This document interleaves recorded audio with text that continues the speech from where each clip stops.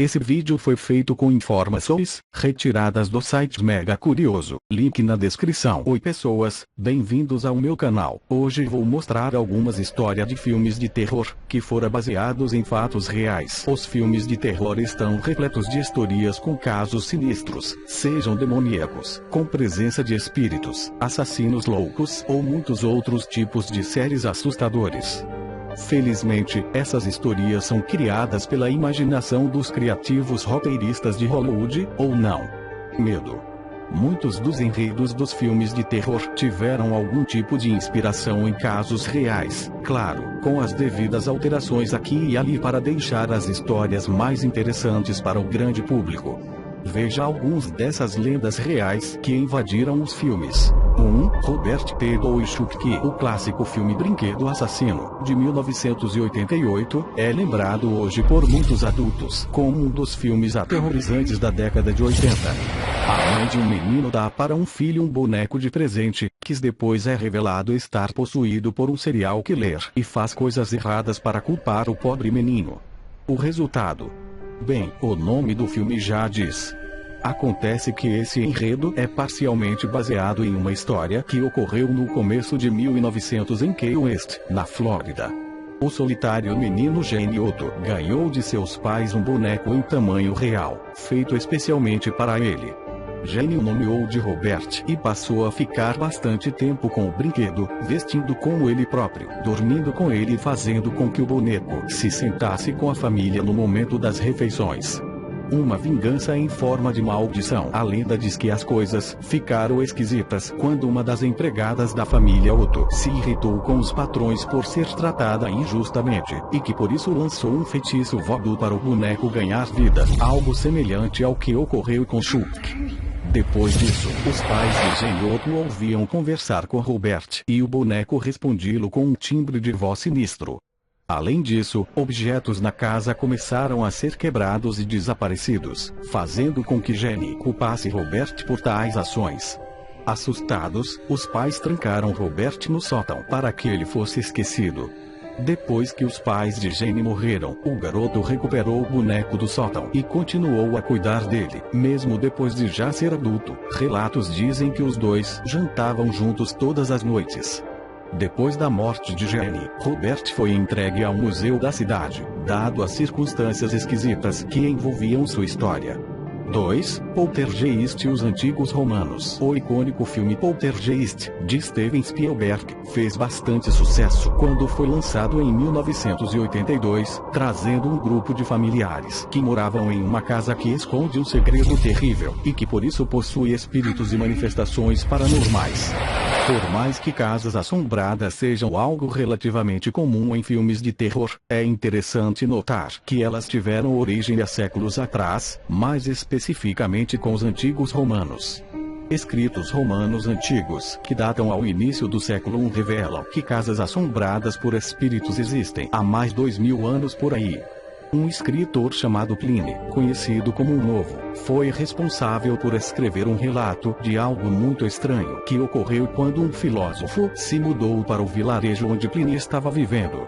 A típica casa mal assombrada. O filósofo foi informado de um casarão antigo e barato, que as pessoas não moravam por julgar estar abandonado. Sem opções, o homem optou por viver em tal lugar temporariamente. Relatos dizem que o filósofo acordou de noite com o som de correntes arrastando pelos corredores e gemidos fantasmagóricos. O fantasma de um homem com uma longa barba apareceu na frente dele, fazendo gestos para que o filósofo o seguisse. No jardim do casarão, o fantasma apontou um local. No dia seguinte, o filósofo desenterrou o espaço indicado e encontrou o corpo de um homem acorrentado. Depois de dar um enterro próprio para o desconhecido cadáver, Plínio escreveu que o casarão deixou de ser assombrado. E essa história foi escrita há aproximadamente 2000 anos. Realmente, parece que as histórias de casas assombradas não são mesmo mais originais. 3. Suicídios em série e a música Gloomy Sundari. Os filmes japoneses Clube dos Suicidas e a música do suicídio possuem algo em comum. Ambos falam de músicas que estimulam as pessoas a cometer suicídio, como se fossem algo hipnótico. Esses dois filmes são extremamente parecidos e por mais que você pense qual está copiando qual, saiba que eles tiveram uma mesma inspiração. A música Clone Sunday, do cantor húngaro Jesus Seres, que também cometeu suicídio. Nós já detalhamos esse caso no Mega Curioso, como você pode conferir aqui. A história real dessa música diz que ela foi responsável pelo suicídio de mais de 100 pessoas que se mataram em diferentes situações, porém todas estimuladas pelos sons da música sinistra. A música é de 1930 e se tornou rapidamente popular na Hungria, que também é o país com um dos maiores índices de suicídio do mundo. Se a música realmente possui um poder sobrenatural ou não nós não podemos afirmar, porém é certo que o conteúdo dela é bastante fúnebre.